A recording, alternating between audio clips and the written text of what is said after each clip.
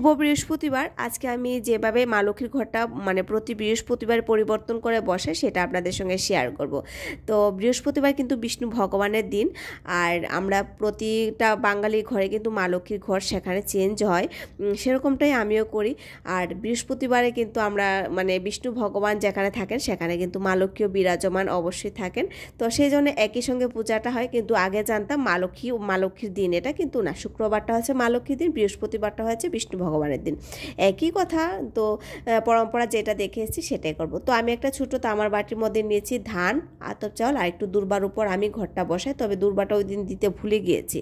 আর এখানে সমস্ত আমরা যেভাবে আম পাতা বেলপাতা সমস্ত তুলসী পাতা দিয়ে ঘরটা গঙ্গার জল দিয়ে যেভাবে বসে সেভাবেই কিন্তু বসি।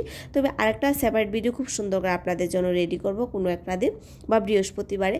আর এখানে তামার বাটির মধ্যে কিন্তু আমি এভাবে ঘরটা বসিয়ে দেব, উপরে নিয়েই বসাই, তবে আজকে ভিডিওটা বানাচ্ছি বলে কিন্তু নিচে আমি সেট করছি। বাটিটার সঙ্গে দিয়েছি কড়ি আর একটা কয়েন। তুলসী তলার মাটি অবশ্যই ঘরটার তলায় দিতে হবে, সেটা ছাড়া নাকি অসম্পূর্ণ থেকে যায়। আর এদিকে কিন্তু আমি একটা পানের বাটা নিয়েছি, পানটা আমাদের এখানে একটু কম পাওয়া যায়, সেই জন্য সম্ভব হয় না।